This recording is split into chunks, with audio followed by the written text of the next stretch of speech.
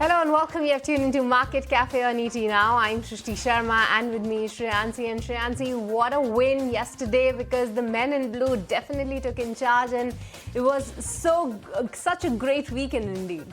Well, absolutely a very great weekend indeed because you did have that Sunday taking it away with the men in blue that have done it again. India has been crowned the Champions Trophy 2025 winners, scripting history with a thrilling victory in the final. In a high-octane clash, Team India showcased sheer dominance, sealing the title in style from stellar batting performances to lethal bowling spells.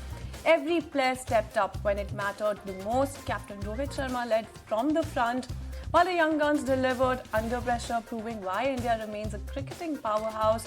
In fact, this victory marks India's third Champions Trophy title, adding another glittering feather to their cap. The streets back home are already buzzing with celebrations.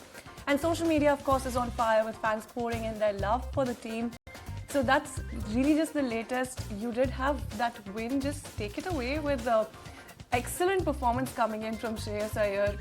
When you take a look at some of the other batting order as well, I feel like everybody just stepped up their game. Well, certainly, Shreyansi. I think in yesterday's match, we had a great mix of the bowlers and the batters, and definitely Rohit Sharma was somebody that everybody was cheering about, the kind of run that he chased, and what a win yesterday. But let's talk markets then in this show, and back home, we will tell you what are the big cues that you should be watching out for. But let's start with the global cues. And firstly, from the US markets, let's tell you how did they shut shop back on Friday, as well as what are the cues we are getting as of now, because over the weekend, well, of course, we have to watch out for the main commentaries coming in from Trump. But firstly, on the markets and the benchmark indices, it was Dow Jones, Nasdaq, as well as S&P 500. They were actually above 0.5% on Friday's session. A mild recovery, what we have seen on all the three index, but the week gone by wasn't that great because S&P 500 specifically has seen its biggest weekly decline since September. It was indeed a volatile week for the US markets, and we also had the February job reports data as well. But latest on the Trump, a lot of these commentaries coming in. Firstly, on Russia, he's saying that he's strongly considering large-scale sanctions and tariff on Russia. That's the first statement coming in from Donald Trump. Other than that, he has also warned about the monster nuclear weapons, calling for the denuclearization efforts. And on Canada, there are fresh threats of new tariffs, including lumber, as well as 250% tax that Canada has been imposing on US imports, specifically related to dairy products, is something that Donald Trump has highlighted. So all these things are definitely the one that we are watching out for. We're talking about dollar index. A mild cool off is what we have seen on that particular index. US dollar was down 4% this particular year. So that's what the US market did. So let's watch out for those. Well, absolutely lots to watch out for, right, when it comes to the US market. But let's also take a very quick look at crude because we've seen quite the flip-flop coming in as far as crude prices are concerned, because throughout the course of the last week, there was some weakness that we were seeing. At this point, you did have crude ending the week, in fact, on a good note, on a decent note, you could say, but retreated from those session highs after US President Donald Trump threatened sanctions on Russia if it fails to reach a ceasefire with Ukraine. In fact, he said in a Truth Social post that he was strongly considering sanctions on Russian banks and tariffs on Russian products because its armed forces continue attacks in Ukraine. When you take a look at price moves, though, you're looking at Brent crude futures that were up 1.5%. Maintained that $70 a barrel level coming in as far as Brent is concerned. Even when you take a look at US WTI, there was a 68-cent uptick or 1% uptick thereabout. $67 a barrel is the kind of level that you're looking at as far as Brent is concerned. Of course, you do have those triggers coming in. In terms of those supply side triggers, you have OPEC Plus's output hike that we're looking out for that kicks in from the month of April. And Trump's comments, like I mentioned. Also, what you should be watching out for, you did see that longest losing streak coming since December 2023. So like I mentioned, it's been quite the roller coaster ride as far as crude is concerned. Gold prices, of course, stayed near the 2,910 mark. And you do have cryptos also remaining volatile. So really just lots to take a look at this morning. Well, with this, let's also tell you which are the events that you should be watching out for. So globally, there are no significant event that you should be looking at. But back home, a bit of a corporate action. Something on the list is Hindustan Zinc. The board will be mulling the fundraise. And other than that, Hutco will also be in focus on the back of board to mull the dividend. It's the last day to buy the shares for interim dividend when it comes to Bharat Electronics. So let's watch out for that. Alright, on to some more news and updates. Then tariff wars get worse as China hits back at Canada with fresh tariffs, 100% on rapeseed oil and peas and 25% on pork and seafood effective from March 20th. Now, the move follows Canada's own tariffs on Chinese EVs and metals. Now, Beijing, of course, calls Ottawa's actions a WTO violation, while Canada slams China's probe as unjustified, with China's pork imports already declining. This latest trade clash also adds to growing tensions, and there have been some growing tensions between the two nations. This is just adding to it at this point. Well, of course, other than that, China's inflation dropped into the negative territory for the first time in 13 months. And the consumer price index fell 0.7% YOY in February, a sharp reversal from January's 0.5% gain. The factory deflation also extended for the 29th straight month, with the producer price index down 2.2%. Lunar New Year distortions contributed to the drop, but weak demand and a property slump are deepening deflationary pressures. Now, China has now set its lowest inflation target in over 20 years, just 2% for 2025. Alright, then moving on, Canada has a new leader. Mark Carney has won the race to replace Justin Trudeau as Prime Minister. The former central banker, a political outsider, takes charge amid a trade war with the US and looming elections. In fact, Carney was to fight Trump's tariffs, saying that we will have to act faster than ever before. With Trudeau's approval ratings in free fall, Carney's leadership marks a dramatic shift as far as Canada is concerned. All right. So other than that, the news related to the U.S. economy is that a period of transition, says President Trump, dodging the recession fears amid the market turmoil. Now, his tariff policies have triggered volatility, with tech stocks stumbling and S&P 500 down over 6% since February. Now, Treasury Secretary called it an economic detox from public spending. Despite the biggest market rout since his re-election, Trump remains unfazed, blaming globalists and insisting they are bringing wealth back to America. Rather than moving on, Donald Trump is threatening large-scale sanctions and tariffs on Russia until a peace deal with Ukraine is reached. On Truth Social, like I mentioned earlier, he urged both nations to get to the table before it's too late. The move follows his tense Oval Office clash with Zelensky and a US pause on military aid to Ukraine. The US Treasury Secretary, in fact, also warned that sanctions would be used aggressively for maximum impact. U.S. Federal Reserve Chair Jerome Powell said that Fed is in no rush to move on the interest rates as it awaits greater clarity on Trump's aggressive policy changes. Now, speaking at the Policy Forum in New York, Powell highlighted trade, immigration, fiscal policy and regulation as key areas of uncertainty. While markets expect rate cuts, Powell insisted that the Fed is well positioned to wait and monitor the evolving economic landscape. Alright, then moving on to some more headlines as far as President Trump is concerned. More updates from President Trump. Then he said in an interview that he will soon pick a new Federal Reserve Vice Chair for supervision, replacing Michael Barr. Remember that Barr is stepping down before his term ends in July 2026. The role is key in overseeing bank regulations, and markets are watching closely for Trump's next pick. All right, but with this here, it's now time to slip into a very short break. Don't go anywhere. We'll be right back with more on the other side. Welcome back. You're watching Market Cafe on ET Now. Let's take a look at what the Asian markets are up to at this point, and it's quite a mixed bag, Srishti, as far as Asia is concerned right now. After that volatile trading week, around the week, when you take a look at Australia's ASX 200, 0.3% thereabout uptick coming in, as you can see on your screens also, but this is after closing at a 6-month high in its previous session, so good levels coming in as far as ASX 200 is concerned. When you take a look at Japan's benchmark Nikkei, that's the one that's not doing all that much, though 2/10% uptick coming in. As far as Nikkei is concerned, when you take a look at South Korea's Kospi, that's also the one that is holding on to a tinge of red at this point. As you can see on your screen, 0.6% downtick coming in. As far as Kospi is concerned, even when you take a look at Hang Seng, that's also down 0.5% at this point. And when you take a look at Shanghai as well, even that is keeping a tinge of red at this point, 0.2% thereabout downtick coming in, as you can see on your screens for Shanghai. Of course, back home, Nifty shut shop around the 22,500 levels, maintained those 22,500 levels.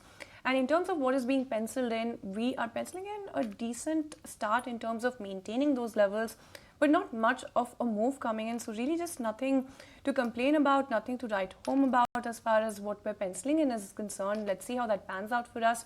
But of course, Japan is recording the first current account deficit in 2 years, so lots of moving pieces to this puzzle.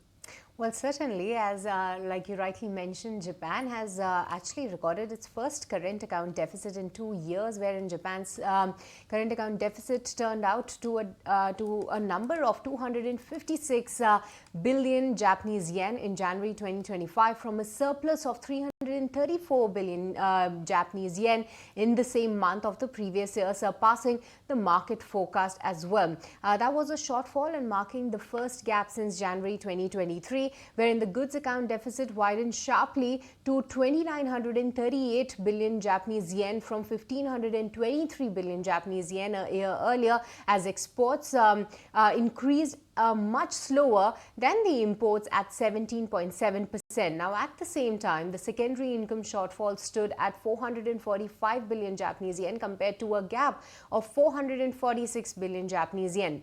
Now, meanwhile, the services account deficit sharply decreased to 477 billion yen from 684 billion yen in the prior year, and simultaneously, the primary income surplus increased to 3,602 billion yen from 2,988 billion Japanese yen. Now, in 2024, Japan logged a record high current account surplus of close to 29 trillion Japanese yen, boosted by record-breaking returns from the foreign investments. Welcome back. You're watching Market Cafe on ET. Now let's get you some more news and updates. Then Finance Minister Nirmala Sitharaman said that the government is close to finalizing in fact the GST rate cuts and tax slab rationalization. The revenue neutral rate has already dropped from 15.8% in 2017 to 11.4% in 2023, and she expects it to fall further. In fact, the GST Council, led by Sitharaman and state finance ministers, is reviewing the final proposal before presenting it in the next meeting. That is the word coming in from the finance minister. In fact, she also addressed stock market volatility, trade concerns, and plans to increase retail participation in public sector banks. We have Sumit Chaturvedi on the phone line to explain what this means. Sumit, tell us a little more about the commentary coming in bright and early this morning. What does it really mean? FM's comments are important. She said that Goods and Services Tax Council, GST Council, is in the final stages of reviewing GST structure, and the reduction of levy would happen soon. She chairs the Federal Indirect Tax Body also. So Sitharaman said that ministerial group set up by GST Council has done excellent work, which is in final stages now, and she would take one more look at the proposals and take it to the Federal Indirect Tax Body for decision making. So it's expected to be taken up next meeting of GST Council, which can happen this month or next month. Remember, today also the budget session of Parliament will resume. In the words of FM Sitharaman, she said, we are very close to coming to a final call on some of very critical issues, reduction, rationalization of rates, and looking at number of slabs and so on. GST Council is chaired by Union Finance Minister. It has designated state ministers as members. So GST rates have come down since law was implemented in 2017, and in the current ongoing revision is also likely to lower the levy further. She said that also. If we talk about the GST revenue neutral rates, she said that at the time when GST was launched, revenue neutral rate was about 15.8%. Remember, revenue neutral rate refers to a rate of GST that would result in collecting same amount of revenue before and after GST rollout from items covered by new tax systems. So this all commentary is important. when the Indian economy is clearly entering a new financial year as well. And Sitaraman FM has come out with all these commentaries on GST tax rate cut. All right, thank you so much, Sumit, for getting us all those details. So let's watch out for that. But our colleague Ankur Kaura, in an exclusive conversation with Sundara Ramamurthy, who is the MD and CEO of BSE, on the latest expiry day change on the exchanges, where he shares that the change was driven by the efficiency and market seamlessness rather than the immediate market share gains. Let's go across and listen into that excerpt. The regulator gave the option for selecting one expiry day by the exchanges. The regulators absolutely, of course, would have applied their mind for giving this option. NSE opted to continue for Thursday.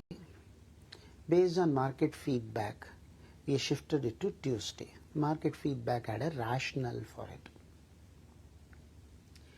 When you have a common expiry, an existing mature product trades more and no other product can enter in.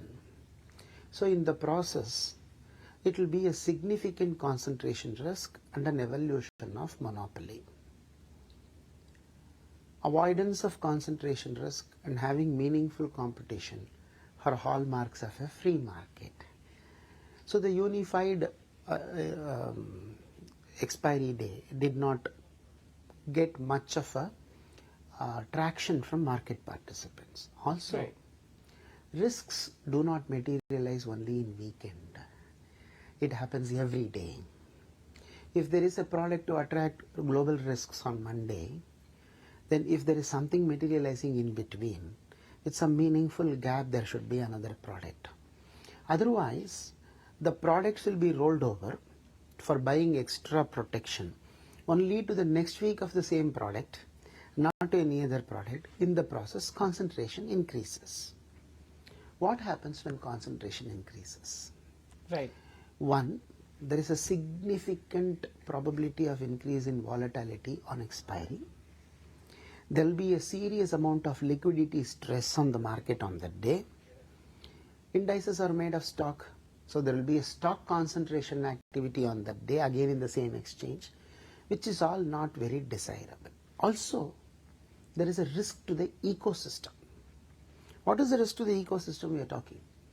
If there is a technology so all in all, glitch. what you are suggesting is there are pros which may have been suggested by National Stock Exchange, but there are several cons which, as you are listing there are some out. serious cons, actually, more. Okay. There please can go be a ahead. technology glitch on the day. And if there is a market-wide circuit breaker applied on the day, if all expire the day, how to get extra protection? There should always be a fallback for any product. Or rather than there you have it, that's key commentary coming in as far as the BSE top boss is concerned. Time now to slip into a very short breather. When we come back, more news and updates on the other side. Welcome back. Thank you so much for staying tuned in. Well, it's time to get you the futures and options roundup. In fact, Ansh is standing by with just that. Ansh. Right, so let's start with index future first. So in the previous session, we saw that FI have added some long by around 400 contract. At the same time, they have added shorts by more than 2,000 contracts. So net to net basis, we are seeing net reduction by around 1,800 contract, due to which the total long position stands at 18.5%. At the same time, if we check retail's position as well, then they have also added, they have actually covered some long by around 1,000 contract and added some shorts here, due to which we are seeing that total reduction was around 800 contract and the total long stands at around 70.6%. So in index future, trader seems to be taking some breather here. Also, if you talk about Nifty, then if you can see the chart of Nifty, the Nifty closed around flat level after advancing for second consecutive session, and they have been taking strong resistance around that hurdle of 22,600 to 22,800 mark, which was a gap zone. So we need to get back above that level to be on a positive front. At the same time, if we talk about index options, then here also we are seeing that most active call writing has been happening at that 22,800 mark, indicating option traders are also expecting hitting strong resistance at around the very same level. Talking about Nifty Bank, here also we are seeing that they have actually snapped its 3-session gaining streak, taking strong resistance around that 48,800 mark, indicating very strong selling pressure around this level. So like Nifty, even Nifty Bank has been taking strong resistance at that key level. Also, if we talk about index future, then here we are seeing that open interest has gone up by around 0.2%, indicating mild short build up. So both Nifty and Nifty Bank seems to be trading around the key resistance area. All right, so both the benchmark indices are trading around their key resistance area. So let's watch out for that, because just on Friday we have seen the index consolidating for a bit. Let's say the last week move is continued stocks action that is expected. So let's get that list of the stocks that will be in focus in today's trading session. And Varun is joining us for all of that. Take it away, Varun. Good morning. Good morning, Shishri. So let's start with IndusInd Bank, because RBI has approved the reappointment of Mr. Sumant Kathapalia as MD and CEO of the bank for 1 year from March 24, 2025 to 23rd of March 2026. So keep an eye on IndusInd Bank. Tata Power and Andhra Pradesh government have signed a MOU to develop around 7,000 megawatt of renewable energy projects. Biocon Biologics has announced positive results for phase 3 study of Yesin-Tech. So that's a positive news for Biocon, so keep an eye on Biocon. Alembic Pharma, US FDA has conducted inspection at the Vadodara facility in the month of March, and this was a scheduled inspection. US FDA has issued Form 483 with one procedural observation. Lupin, the company has launched a medicine in United States. The medicine is used for major cardiovascular events, and the overall sales in US markets for last 1 year for this product was around $446 million. Shilpa Medicare, keep an eye on this stock, because US FDA has conducted inspection at the subsidiary Shilpa Pharma Life Sciences Limited facility, and they have issued Form 483 with one observation, which is again procedural in nature. Narayan Hrudayalaya, the subsidiary of Narayan Hrudayalaya, that is Health City Cayman Islands, they have done a joint venture with 2070 Health, W Health Ventures, and also Everhope Oncology, and this joint venture is a 50-50 joint venture. The agreement is to establish, it aims to establish and operate a network of healthcare centers in India, especially for the treatment of cancer patients. IRDA, keep an eye on this stock, because RBI has actually rejected the company's proposal to invest in the 900 megawatt Upper Karnali hydro project that was in Nepal. Although the company has said that they would do a representation to the RBI going ahead. JSW Steel, they have given the Feb production data, wherein the consolidated production is up by 12% year on year, and the India operations are up by around 13% year on year. United States, the company's 1337 crore loan claim has been rejected as premature by the court. This is an old matter of around 2013, and in 2015 actually the tribunal has rejected this claim, and now the court has actually also rejected this claim. The company says there is no financial impact on this. Nazara Tech, the company has sold around 95% stake in One Play Technologies to Moonshine for around 104 crores. And lastly, keep an eye on Gensol Engineering, because the promoters say that the sale of share is to unlock liquidity and reinvest in the business. The promoter to reinvest at 871 per share from share warrant issue, and also there is a board meeting on 13th of March for fundraising and stock split. All right, thanks Varun. That was a very long list. Lots of stocks to keep an eye on bright and early this morning. But let's also get you some important commentary. Then the biggest global voices weigh in on the dollar's future. Talk about their top bets as well. Chris Wood says Trump doesn't want a strong dollar. Sees it peaking soon. In fact, Jim Walker predicts a 10% correction in the coming months as far as the dollar is concerned. But let's go across and listen in to what they then had to say about the dollar as well as India's movement on the global stage. Base case for now is that the same thing will happen as happened in 2016. That is that the dollar peaked when Donald Trump entered the White House. That's what happened in the first Trump administration. That's my base case today.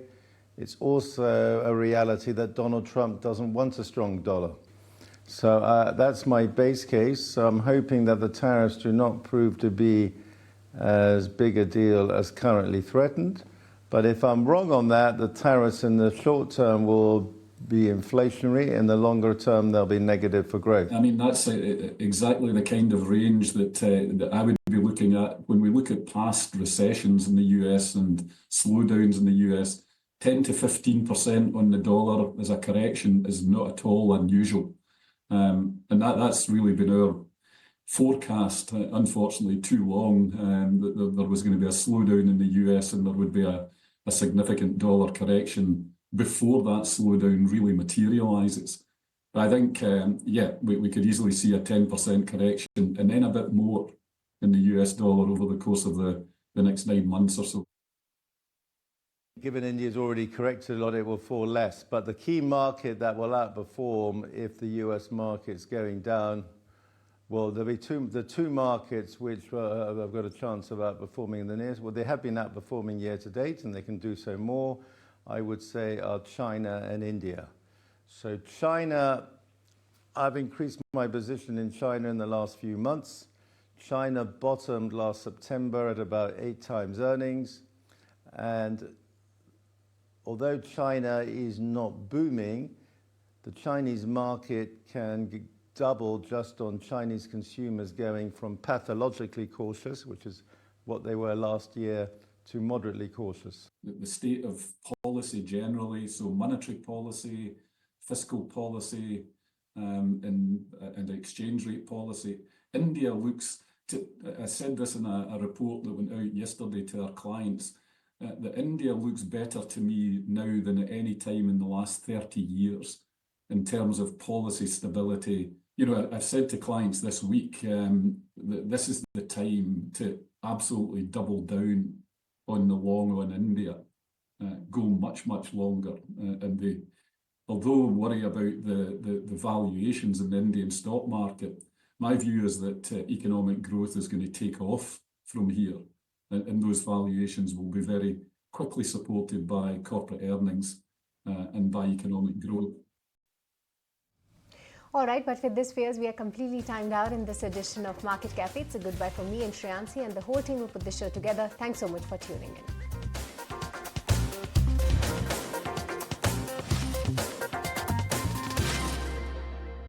If you like this video, then like, share and subscribe to ET Now.